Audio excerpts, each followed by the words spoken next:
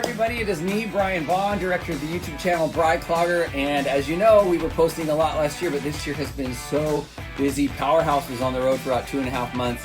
I'm back teaching a lot, but I don't want to stop posting on my YouTube channel. So today we have a special guest, you guys. It's Judy Weymouth, and we've been trying to get Judy since the spring, but because of COVID and this and that and this and that, we haven't been able to do it today. But everybody, meet Judy. Hi, Judy. Hi, Brian. Nice to be joining you today. I'm so glad you're here. And like I said, we've worked pretty hard at trying to make this happen. Even in the last few weeks, we've had to reschedule. So you guys were lucky to have Judy here. My feeling is with Judy over the years is that she is one of the people who is responsible for bringing Canadian step dancing into the American art of clogging. Right? So let's just start a little bit. Judy, let me ask you, how did you start dancing?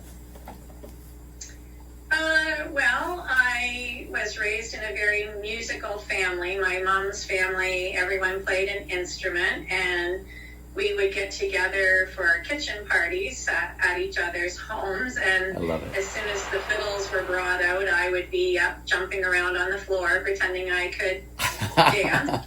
And step dancing is not available just in every town or city.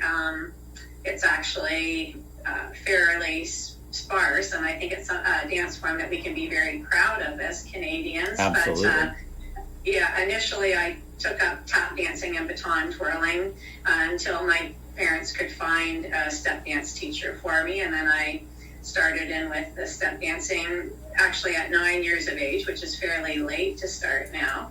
And coincidentally, I started clogging in 1984 as well. I love it. Yeah, I didn't start till I was 14 years old, which is late for clogging too. A lot of people start when they're younger, so I got a late start.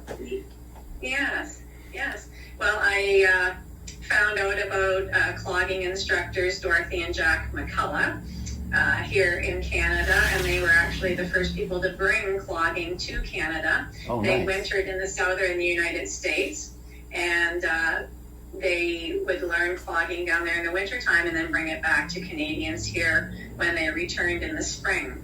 And they're actually both still living. They're well in their 90s. But, oh my gosh. Maybe I'll have to talk to them. That is really cool.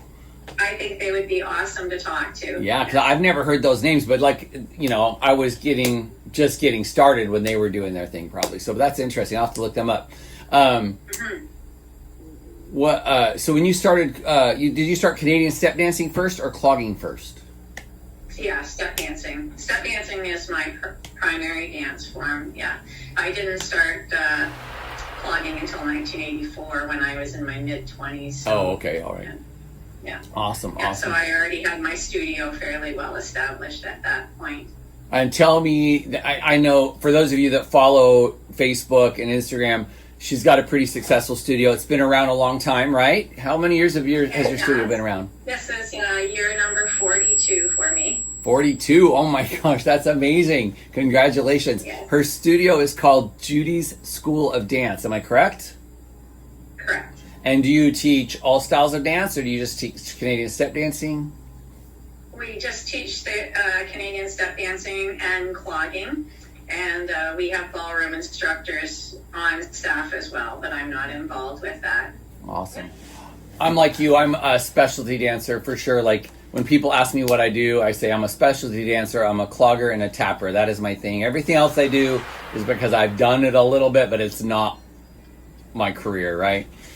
Right. So tell me a little about Judys School of Dance. Yeah, it's been running for 42 years. I actually... once I had been step dancing for a few years, my teacher encouraged me to compete, and my very first contest happened to be the Canadian Open Step Dancing Championship, and I won it, which was just a total surprise. Yeah. That's awesome. Because step dancing was sort of something that I did on a Saturday morning with a girlfriend, and my parents had never really seen me dance, and I got a ride with my girlfriend's parents to this Canadian Open contest, and my parents just showed up after work, and wow. And so anyways, I did do well, and I won the Canadian Open title 3 different times, and that made people reach out to me to see if I would be interested in teaching them my style. So that's sort of how the teaching developed was through the competition circuit. And I initially just taught in my parents' basement a few nights a week, and then I started renting public buildings. And really, by the time I was in high school, near the end of high school, I was teaching 3:30 to 9 basically every night, and all day Saturdays, and had quite a business going before I started university. That's awesome. I did the same thing in high school. So I started when I was 14. By the time I was 15 and a half, 16, I was doing the same thing from 3:30 to 9 almost every day after school. I was teaching clogging or practicing on, still family cloggers. So it just seemed to click for me like it sounds like it did for you. Yes. Yeah. It just, I have to say, even though it's been 42 years, I love my job still. There's not a day goes by that I am not passionate by it. It's just been awesome. A great thing. Is Canadian step dancing as competitive as American clogging is? Canadian step dancing has been highly competitive. It's a little different than the clogging contests in that every solo dancer actually competes individually, and they do a 3.5-minute routine. Wow. And all the music is live. Oh my gosh! Everyone competes the live music. So it takes a few days to get through a competition just because of everyone competing separately. And there's also group competitions. The step dancing competitions are always paired with fiddle competitions. And they're usually held in a different city or town each weekend through the summer. And most of the families have RVs, so we all camp around the outside of the community center, and you go in and you compete, and then when you're done at night, everybody plays their fiddles and they step dance basically all night long. It's just a really fabulous atmosphere. Wow, I really love that, because then you also get to really bond and show off your art form on a more, so the way American clogging, when it used to be called mountain dancing, that sounds more like that was like a community dancing, sharing their love of the music and the dance and the rhythms and stuff. That's really cool. Yes, it is. And I think even though step dancing is competitive, the fiddle park, where everyone camps and shares their talents with one another, really takes that deep cutthroat competitiveness away. You compete on the stage, but as soon as you leave, you're great friends and you share everything together. Now, step dancing is not workshopped in Canada. There's never been a workshop for it, really. We did include it in our first Canadian National Clogging Convention that we had in 2019 as a class to take. But here you have to really sign up with someone for classes, and because it's been so highly competitive, it isn't something that's people don't easily share their steps with one another. That's how it traditionally has been. It's definitely improved, I would say, in the latter years, and now I think people are less competitive and share more with one another. I found that's really interesting. I also think the fact that you said they dance for 2.5, 3 minutes at a time gives a whole different feel of what you can do at competition. Because here at clogging competitions, contemporary competitions, you get out there for 20 seconds for your solo. Right. And you can have full force for 20 seconds, but learning how to sustain that for 3 minutes is a completely different level, right? Completely different level. That's exciting.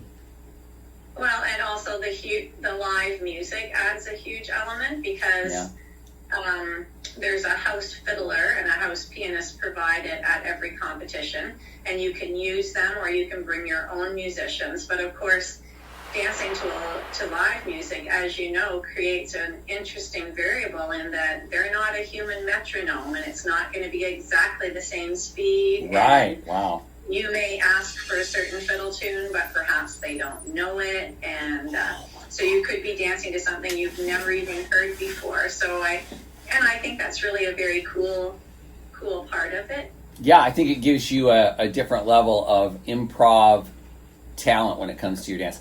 I personally am not a great improv dancer. I have to do what I've choreographed, but I think that adds a little level of it adds a level of skill when you can go with the flow a little bit like that. I'm gonna have to check out some of that stuff because I bet there's got to be some of that on YouTube that you can watch, right? Oh yes, for sure. I'll check that out. If you're watching this, make sure you check it out. So, you are not the only dancer in your family, correct? Correct. Yeah, my husband and I have 2 sons, and they're both have been involved with fiddling and step dancing their whole lives. And our oldest son now is married with 2 children. He still takes clogging and buck and step dancing here in the studio, and our grandchildren do as well, which I'm very happy about. But he works full-time at something else. He did teach in the studio right through until university. And our youngest son, Kyle, has really made fiddling and step dancing his lifetime career. He went on the road at 14. Wow. With the Scott Woods Band, and did all of his schooling basically online, and they would do a gig at night and tear down, and then he would try to find Wi-Fi service and sit outside and do schoolwork all night, and then he'd sleep in the tour bus going to the show the next day. And he really, our only agreement with him was that he did have to he did have to do a university degree.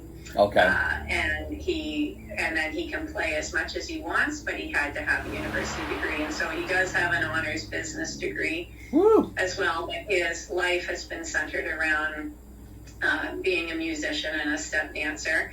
And he toured really right up until COVID. And of course, then that put a heavy stop on touring. Right. Now, so he has having a business degree and being a dancer certainly can benefit you, because a lot of dancers don't know how to run their business, right?